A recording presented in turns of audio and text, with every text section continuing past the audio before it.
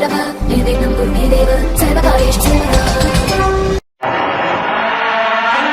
होती है तो हम एक दिया जला लेते हैं और उसी रोशनी में खुद को महफूज समझते हैं, मगर उस रोशनी के करीब जो अंधेरा है वो अपने अंदर बहुत सारी कहानियां समेटे हुए है और इन्हीं कहानियों को आपको लेकर आता है रात के अंधेरे में।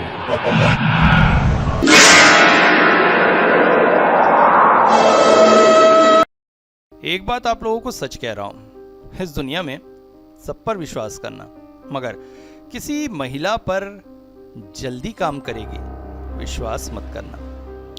आज मेरे साथ यही परिस्थिति है। मैं आज अपनी पत्नी के साथ अपने ससुराल जाने वाला था। हमने तय किया था कि दोपहर 1 बजे तक खाना पीना सब कुछ करके करीब 2-2:30 बजे तक कार में हम निकल पड़ेंगे। मेरी ससुराल यहां से करीब 100 किलोमीटर दूर दूसरे शहर में है।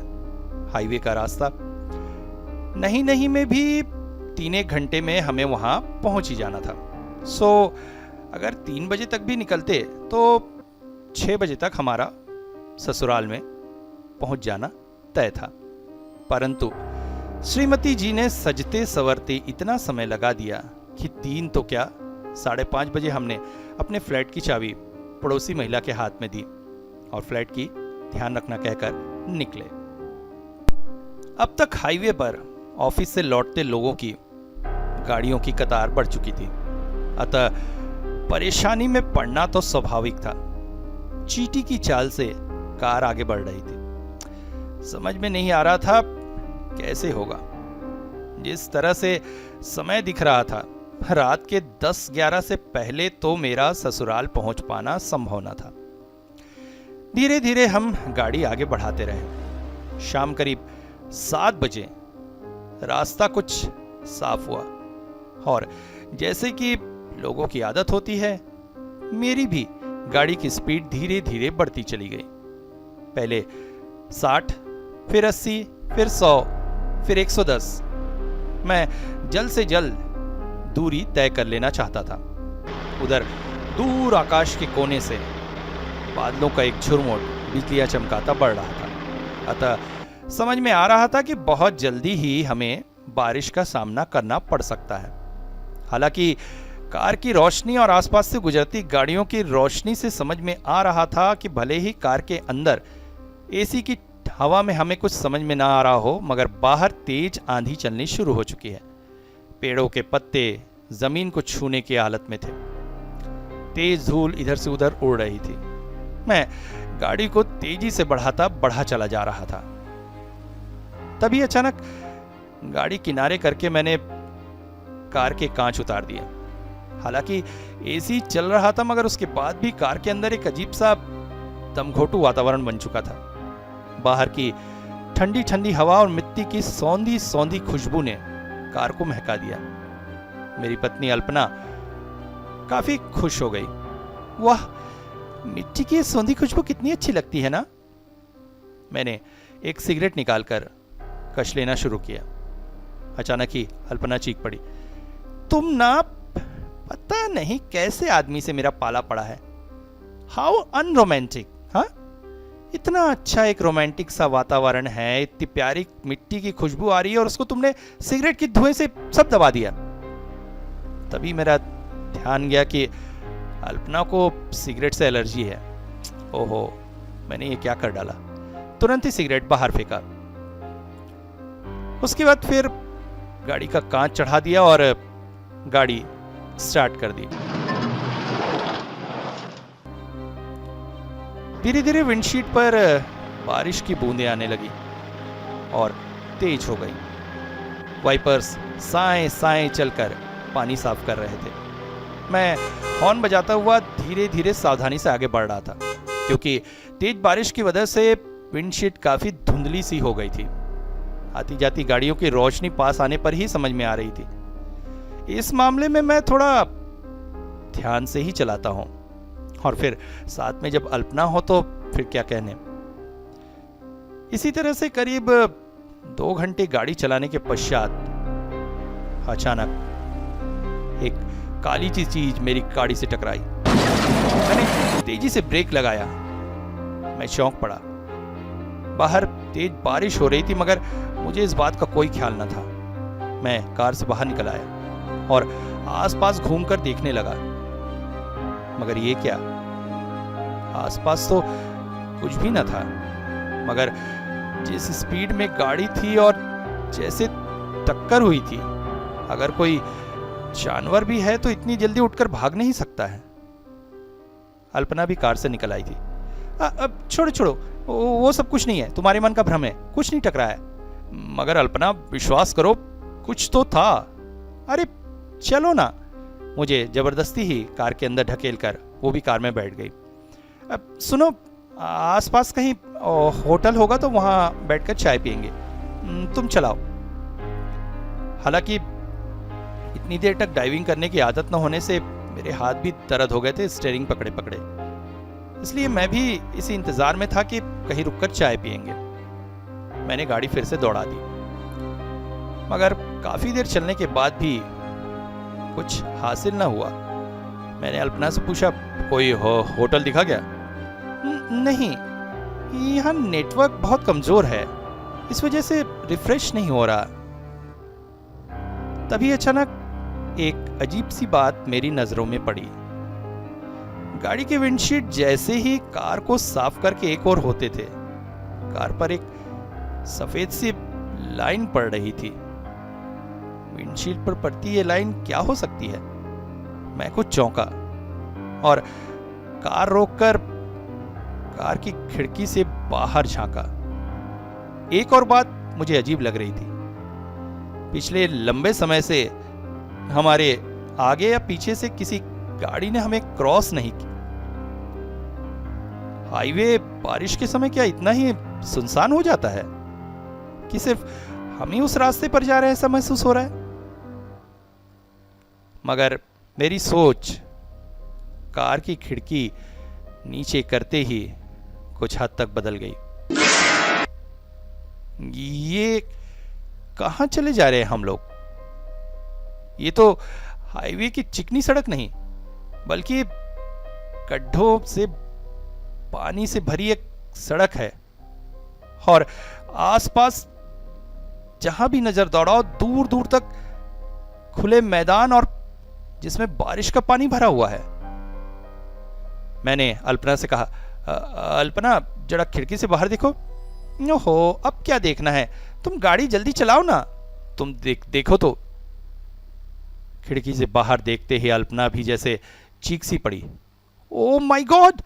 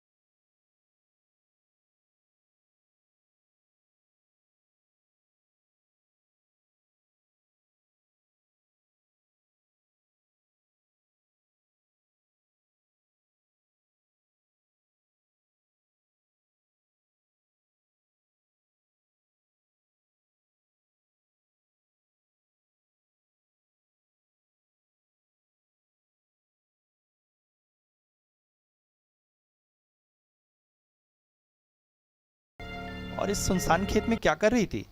तुम ऐसे ही किसी पर विश्वास कैसे कर सकते हो? अल्पना ने कहा। अरे ऐसे ही कहाँ विश्वास कर रहा हूँ भाई, परिस्थितियाँ तो देख रही हो। अब यहाँ पर चोर लुटेरों ने अगर आक्रमण कर दिया या किसी जंगली जानवर ने आक्रमण कर दिया तो हम क्या करेंगे?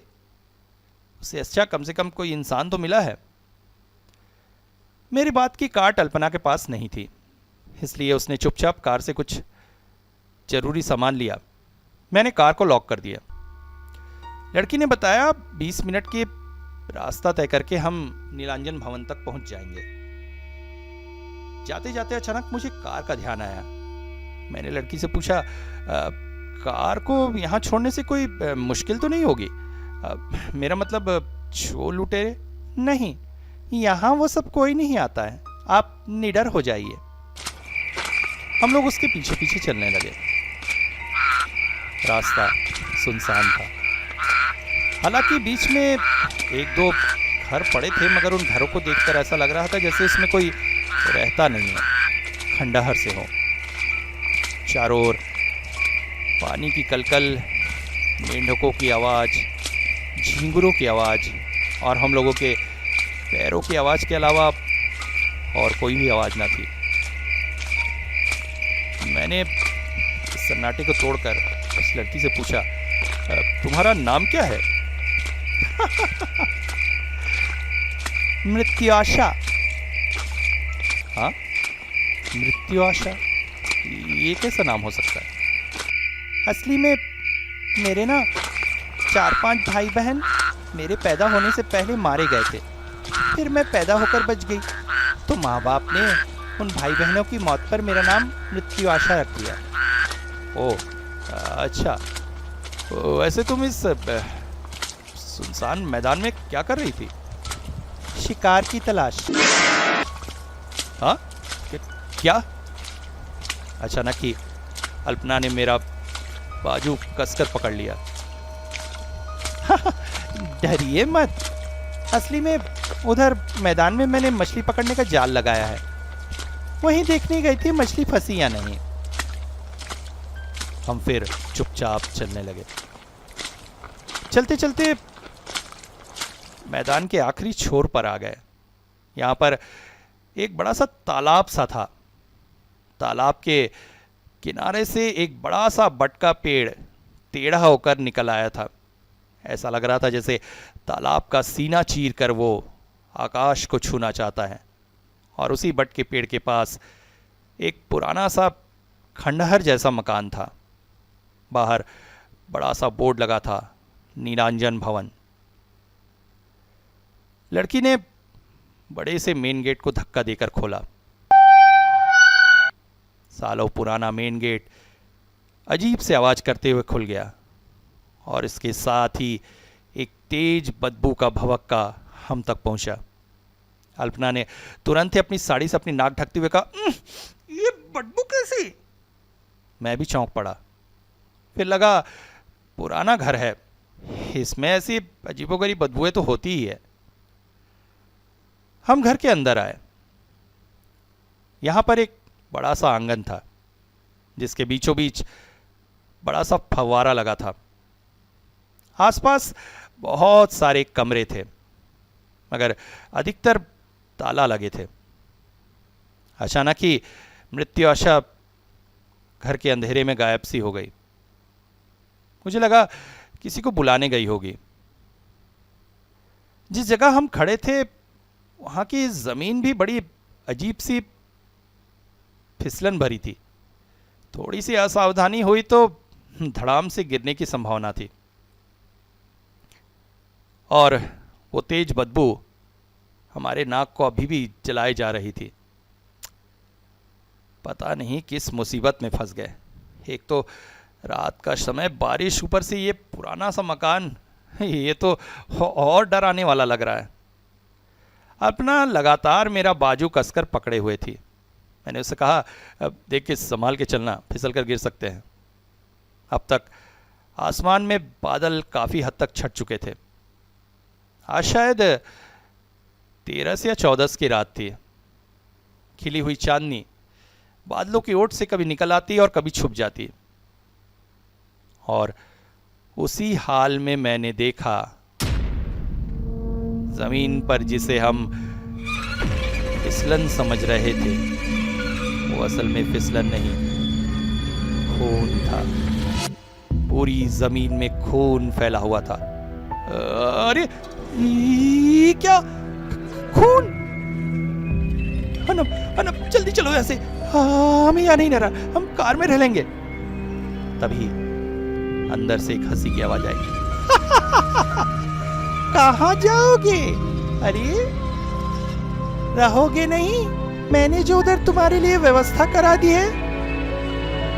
अंधेरे को चीरती हुई वो लड़की फिर से हमारे सामने प्रकट हो रही थी।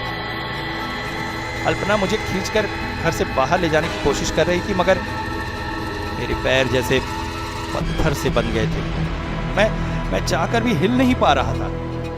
और तभी ऐसा लगा जैसे कोई शक्ति मुझे अंदर की तरफ खींच रही है। मैं अपने आप को छुड़ाने की भरसक कोशिश कर रहा था, क्योंकि अब जो लड़की हमारे सामने खड़ी थी वो पहले से बिल्कुल उलट थी। उसका वो कोमल सा चेहरा अजीब सा विकृत हो चुका था।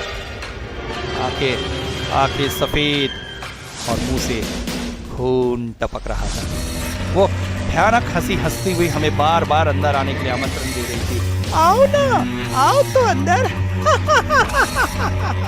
अरे अंदर आ जाओ। हम लोग समझ नहीं पा रहे थे कि हम क्या करें, कैसे यहां से बाहर निकले कि तभी गंभीर कंठ में किसी तरह के मंत्र उच्चारण की आवाज हमारे कानों में पड़ी। ओम काली महाकाली काल रात्रि कालिके ओम त्र्यंबकम यजामहे सुगंधिम पुष्टिवर्धनम उर्वारुकमिव वंदनात् मृत्योर्मोक्षयमामृतात्। तभी जैसे किसी जादूगर ने अपनी छड़ी घुमाई या फिर किसी चित्रकार ने अपना रबर चलाया और सामने का पूरा दृश्य मिट गया। कहां कोई पुराना घर, कहां खून से भरा आंगन। हम लोग तो एक वीरान से मैदान के बीचों बीच खड़े थे। अरे ये क्या? हाँ, सामने अगर कुछ था तो एक पुराना सा मंदिर जिसका द्वार बंद था। ये क्या हो रहा है? आज की रात हम लोगों के साथ ये सब कैसी घटना है? ओफ, हे ईश्वर, जल्द से जल्द ये रात बीते और मुसीबत के ये पल। न जाने किस बुरे क्षण में हम लोग घर से निकले थे। तभी अचानक मंदिर का द्वार खुला और एक जटाधारी वृद्ध पुरुष बाहर आए। पुरानी सी धोती पहने, गले में मैला सा एक अंगूछा, बढ़ी हुई दाढ़ी, माथे पर जटा। इस वीरान प्रांत में तुम लोग क्या कर रहे हो? जी हम लोग राहगीर है। उधर हमारी कार खराब हो गई थी। वो लड़की मृत्युआशा हम लोग को यहाँ ले आई। ओह, तो तुम लोग भी उस पिशाचिनी के फांदे में पड़ गए थे। वो तो अच्छा हुआ मैंने पूजा समाप्त की। लगता है उसी मंत्र बल से वो भाग गई है। आओ मंदिर के अंदर आओ, बाहर बहुत कोहरा है, ठंड लग जाएगी। हम दोनों मंदिर में चढ़ आए। मंदिर अंदर से कोई बहुत बड़ा सा नहीं था। एक छोटा सा शिवलिंग था, मगर उसे देखकर ऐसा लग रहा था जैसे सालों से उसकी पूजा न हुई हो। आसपास भी दीवारों पर बहुत सारी मकड़ियों के जाले थे। शिवलिंग के ठीक सामने एक छोटा सा कुंड जैसा बना था। हम लोगों को वहीं बैठने का आदेश देकर वो व्यक्ति भी हमारे सामने बैठ गया। कुंड में पड़ी लकड़ियों को उसने चकमक पत्थर घिसकर जलाया। फिर बिल्व पत्र हमारे माथे पर छुआकर कोई अजीबोगरीब मंत्र पढ़ने लगा और बिल्व पत्र फिर उस अग्निकुंड में डाल दिया। फिर बोला, तुम लोग बहुत भाग्यशाली हो जो उस प्रेतनी के जाल से बच गए।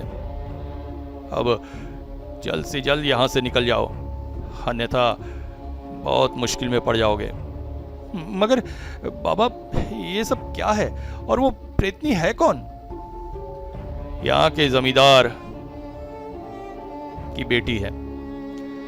तुम जिस घर में पहुंचे थे वो जमींदार का ही घर हुआ करता था पुराने समय में।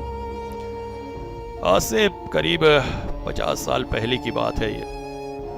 जमींदार के 5-6 बच्चे हुए मगर काल के गाल में समा गए। अंत में ये लड़की ही जीवित बची। बाकी भाई बहनों की मृत्यु के पश्चात इसका जन्म हुआ था, इसलिए जमींदार ने इसका नाम मृत्युआशा रखा। पिता की इकलौती संतान थी वो, मगर पिता की परेशानी का कारण भी थी। जैसे जैसे मृत्युआशा बड़ी होने लगी उसमें एक अजीबोगरीब बीमारी दिखाई देने लगी। उसे कभी कभी प्यास लगती थी, खून की प्यास, और जब ये प्यास जाग उठती थी तब वो पागल जैसी हो जाती थी। अगर उस समय उसे एक कटोरा खून न मिले तो अपने आप को ही चापने लग जाती थी। इकलौती संतान की रक्षा करने के लिए जमींदार ने सारी व्यवस्था कराई। जमींदार की पत्नी का देहांत हो चुका था, इसलिए बेटी के लालन पालन में वो अकेले ही जुटे हुए थे। उन्होंने बहुत सारे भेड़, बकरियां, गाय, हंस, बतख इत्यादि अपने घर में इकट्ठा किए ताकि जब भी उसकी बेटी को खून की प्यास जगे उसकी प्यास बुझा सके। मगर नियति को कुछ और ही मंजूर था। एक दिन अचानक जमींदार कहीं गायब हो गए। बहुत तलाश किया गया मगर उन्हें खोजा न जा सका। घर में अब मृत्युआशा और नौकर चाकर बस बचे थे। बाद में जमींदार दोबारा गांव में लौट आए, मगर करीब 20 साल बाद, और उनका स्वरूप ही बदल गया था। वो एक साधु के स्वरूप में गांव में लौटे थे। कहते हैं उन्होंने एक बहुत भयानक पिशाच की सिद्धि की थी। उस पिशाच का नाम है मकड़ी पिशाच। समस्त पिशाचों में बहुत भयंकर पिशाच होता है और उसकी साधना भी वैसी ही भयंकर होती है। उन्होंने अपनी बेटी को भी मकड़ी पिशाच की साधना में सिद्ध कर दिया था। बाप बेटी गांव में चुपचाप जीवन यापन कर रहे थे, मगर मृत्युआशा की खून की प्यास अब सिर्फ जानवरों से नहीं बुझती थी। अब उसे चाहिए होता था इंसानी खून। जमींदार आस पास के करीब लोगों को पैसे देकर भुलाकर अपने घर लाकर बेटी की इस प्यास को बुझा रहा था। मगर एक दिन पाप का घड़ा भर गया।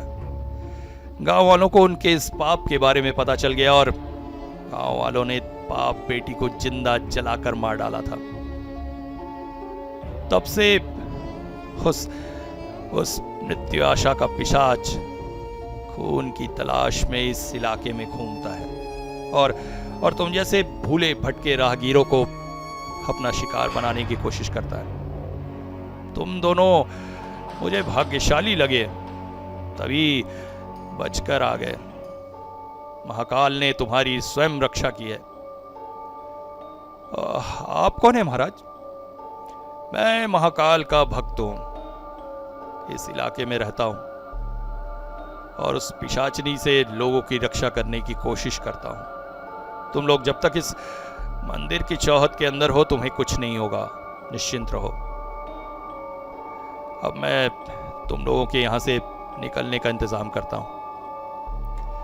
इसके बाद उस व्यक्ति ने अपने झोले से 2 कपूर निकाले और फिर अर्नव और अल्पा को देते हुए बोला, इसमें अपनी अपनी कलाई से खून की 4-5 बूंदें डालो। ये क्या कह रहे हैं? खून? हाँ जल्दी करो, समय नहीं है।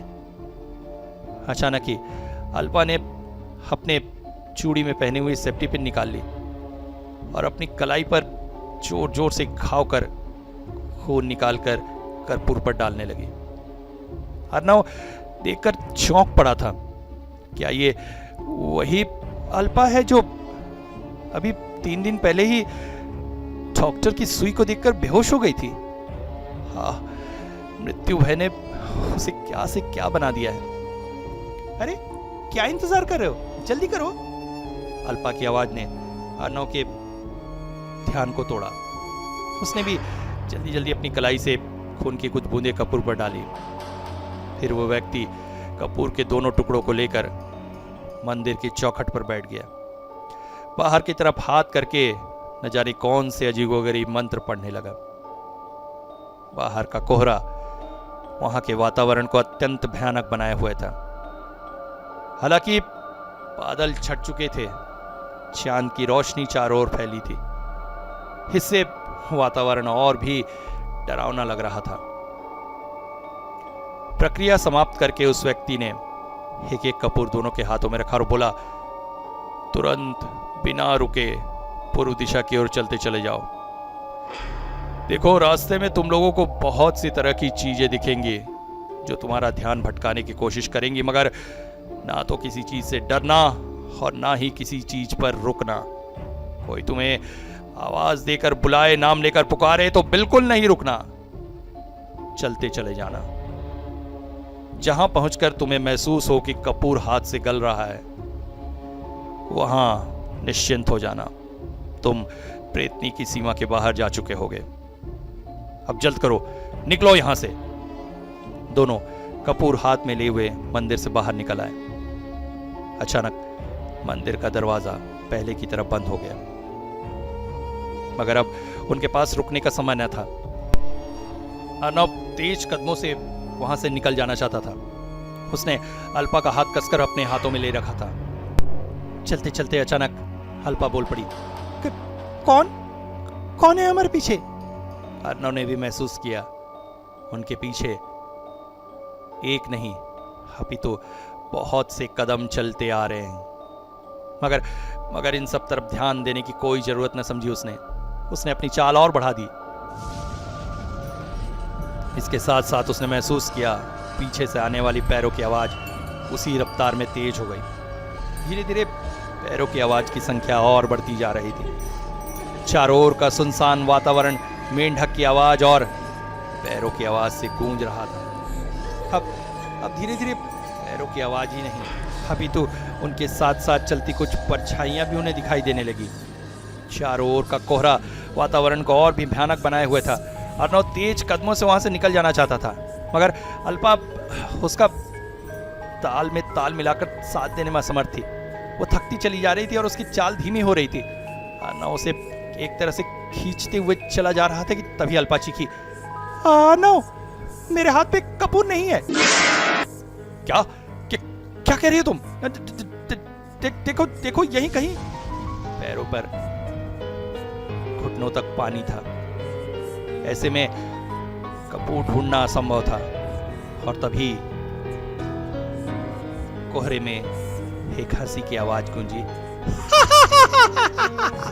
अर्णव इस आवाज को अच्छी तरह से पहचानता था। उसने अल्पा का हाथ कस के पकड़ लिया और तभी एक काला